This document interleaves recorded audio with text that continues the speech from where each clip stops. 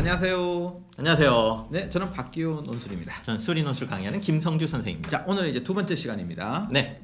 오늘의 주제는 이제 11월 달에서 조금 더 앞으로 당겨서 이제 9월 달에 원서를 쓰죠. 9월 10일 날 원서를 씁니다. 맞습니다. 9월 첫 번째 주에 아이들 모평을 보고 네. 바로 일주일 뒤에 원서가 들어가죠. 네, 그때 이야기를 좀 돌려보겠습니다. 자, 시간을 회귀해 보면 그때 학생들이 가장 뜨거운 이슈는 뭐죠?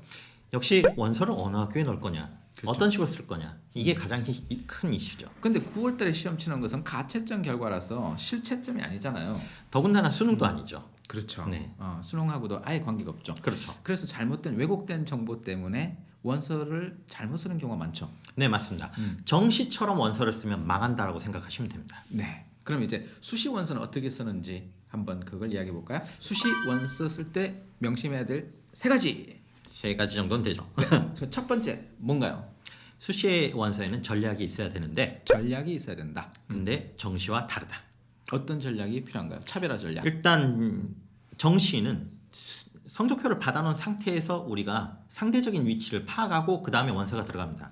학교별로 서열도 어느 정도 잡혀 있는 상태고, 그래서 정시 컨설팅을 받아서 원서를 쓸 경우에 적중률이 보통 한 70% 정도 됩니다. 우리 그 학부형 학력고사 세대들은 100%였지만 지금은 이제 그런 게 먹히지 않죠. 그렇죠. 선시험 후 지원이니까 이미 자기 위치도 알고 상대 위치도 알죠. 그렇죠. 네. 근데 이제 수시는 완전히 반대입니다. 선지원 후 시험이죠. 맞습니다. 네. 심지어 게다가 수능까지도 후 시험이죠. 맞습니다. 네. 그래서 정보가 없다. 없는 상태에서 한다라고 봐야 돼요. 그러니까 그때까지 얻어진 가채점이나 기타 등등 정보를 정확한 정보로 인식하면 오류가 생깁니다. 네. 게다가 그 희망 사항까지 넣어서 그럼 하잖아요. 진짜 최악이 되는 거죠. 6평보다 9평을 잘 볼 것이다 생각했는데 9평이 잘 안 나왔어요. 그러면 그걸 받아들여야 되는데 안 받아들이고 실수했다. 6평처럼 나올 거다. 고집을 부리죠. 네. 그리고 수능 때는 더 올라갈 것이다. 음. 이런 헛된 망상이죠. 네. 그렇죠. 이게 쉽지 않습니다. 통계적으로 봤을 때 6, 9평보다 수능을 잘 보는 케이스가 일부 있긴 하지만 굉장히 적어요. 그 이제 실제 데이터는요. 6평과 9평 점수와 수능 점수를 비교하면 점수가 20점 이상 올라가는 케이스가 3분의 1. 자, 20점 이하로 떨어지는 게 3분의 2. 이렇게 됩니다. 그게 현실입니다. 그럼 유지하는 거는 10%. 맞아요. 네, 10%가 유지가 되는 겁니다. 그러니까 대략 70%가 그 자리에 있거나 밑으로 떨어진다고 생각하면 되는 거죠. 맞습니다. 네, 성적이 올라가는 경우는 극히 드물다. 그런데 본인들은 항상 어떻게 생각하죠? 더 나아질 거라고 더 나아질 생각하죠. 것이다 생각하죠. 재앙은 나를 피할 것이다 생각합니다. 자, 그래서 첫 번째 조심해야 될 것 뭐다? 전략을 사용을 하되 음. 우리가 시험이 완전히 망했을 때하고 정말 예외적인 케이스지만 완전히 흥했을 때도 생각을 해봐야 돼요. 그러니까 플랜 A, B, C가 있어야 되는데 반드시 있어요. 플랜 A만 고집해서 망한다. 맞습니다. 네. 이 파이널에 수능 최저를 못 맞춰서 못 오는 학생이 반이라고 생각하시면 돼요. 맞습니다. 예약자의 반이 못 옵니다. 실제로 저희 학원 같은 경우에 수능 체제가 있는 학교들 있잖아요. 뭐 한국외대, 그렇죠. 경희대, 성균관대, 중앙대, 이화여대 거의 반이 안 나타납니다. 예약자의 반이 수능이 안 치워지는 거예요. 네, 환불자가 엄청 많습니다. 물론 즉시 환불해주죠.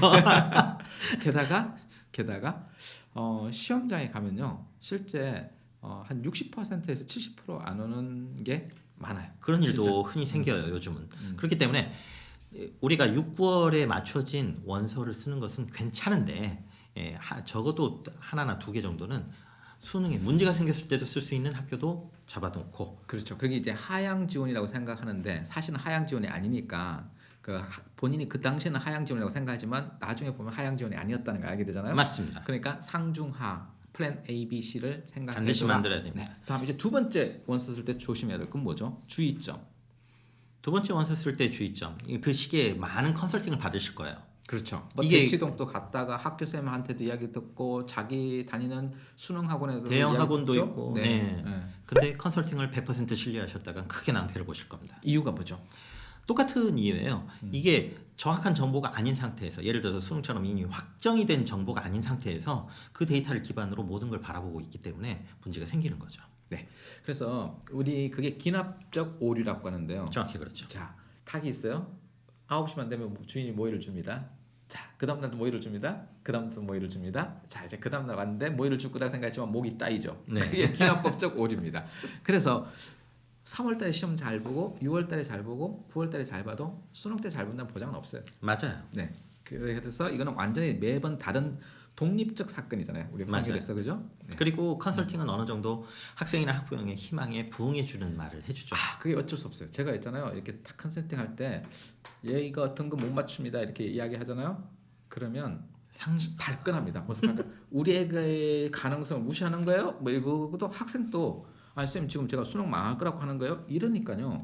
당황하죠. 맞아요. 근데 진실은 그건데 네가 수능 못 맞출 최저 못 맞출 확률이 더 높다 말을 하더라도 진실은 그건데 그걸 돌려서 말할 수밖에 없어요. 그래서 맞아요. 야 돌려서 이제 완곡하게 이야기를 하죠. 완곡하게. 그리고 애 눈빛을 보면 왠지 들어줘야 될 것 같은데 문제는 그거예요. 내가 대학이 아닌데 그죠? 내가 대학 입학처가 아니잖아.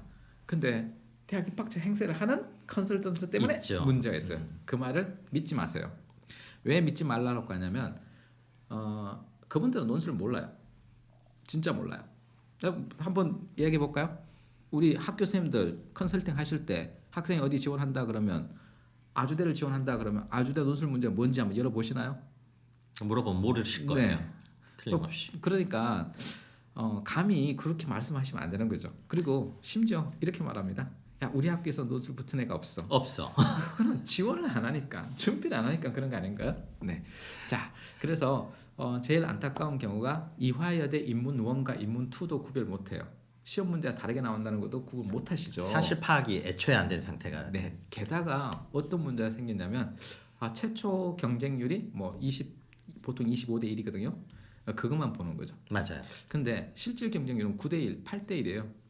그런 것도 데이터를 정확히 안 보시는 경우 있죠. 물론 맞아요. 일부 선생님들은 열심히 하십니다. 근데 네. 인정할 만한 분들이 네. 간혹 있어요. 대다수의 선생님들은 모르십니다. 진짜 그렇습니다. 학교생뿐만 아니라 컨설턴트도 잘 모릅니다. 그래서 이런 거하고 똑같아요. 우리가 병원에 갈 때 심장이 아파요. 어디 가야 되나? 심장외과? 심장내과. 보통은 그게 맞죠. 그죠? 예. 근데 다른 데 가서 정신과 가면 이제 헛다리 짚는 거죠. 네, 그런 거하고 똑같은 케이스라고 생각합니다. 똑같은 의사긴 하지만 네. 전공은 다릅니다. 그렇죠. 반대로 저한테 와서 학종 물어보시면 대답 잘 못합니다. 아는 척하는 논술 선생님 위험한 선생님이에요. 네, 학종을 알 수가 없습니다. 네. 그리고 성향도 굉장히 다릅니다. 학종이 됐든 수능이 됐든 전부 하향 안전 지원을 해야 돼요. 데이터가 이미 나온 상태니까. 하지만 논술은 상향 지원도 가능한 시스템이긴 합니다. 그래서 약간 성향도 다르죠. 네, 그렇죠. 상향 지원이 가능한 건 논술 전형밖에 논술밖에 없습니다. 논술밖에 없다. 자, 이제 마지막으로 세 번째. 뭐가 있을까요? 가장 핵심은 뭐냐? 수시 납치. 수시 납치. 이런 그 흉흉한 네. 그런 소문. 네, 나 정신 대박 내가지고 수시 납치됐어 뭐 이런 케이스가 있잖아요. 이 자연계는 결단코 말씀드리는데 없습니다. 그런 경우. 그런가요? 네. 없나요? 확실하게 말씀할 그럼 수 있습니다. 수시 납치는 땡땡땡 뭐다? 거의 뭐 헛소문 내지는 헛소문. 거짓말. 헛소문이다. 네. 거짓말이다. 제가 볼 때도 수시 납치는 본인이 수시에 납치될 확률은 외계인에게 납치될 확률보다 낮아요. 확률은 0은 아니군요. 있죠. 외계인이 가끔 존재하니까 가끔 외계인한테 납치됐다고 주장하는 사람이 있으니까. 자연계도 있나? 근데 그건 확인을 못했잖아요. 그렇죠. 외계인한테 납치됐다고 하는데 확인이 안 되잖아요. 수시 납치됐다는데 확인이 돼요? 안 되지. 그렇습니다. 저는 그렇다고 생각합니다. 저는 본 적은 없습니다. 자, 그래서 수시 납치 두려워하지 말고 원서 질러라. 그리고 내라 하는 겁니다. 그리고 원서 쓰기에 전략이 있으니 반드시 확인하고 하셔라. 네, 컨설팅은 논술 강사한테 받으시고요. 학종 컨설팅은 학종 전문가한테. 전문가에게 제발. 네, 약은 약사에게. 여기까지. 감사합니다.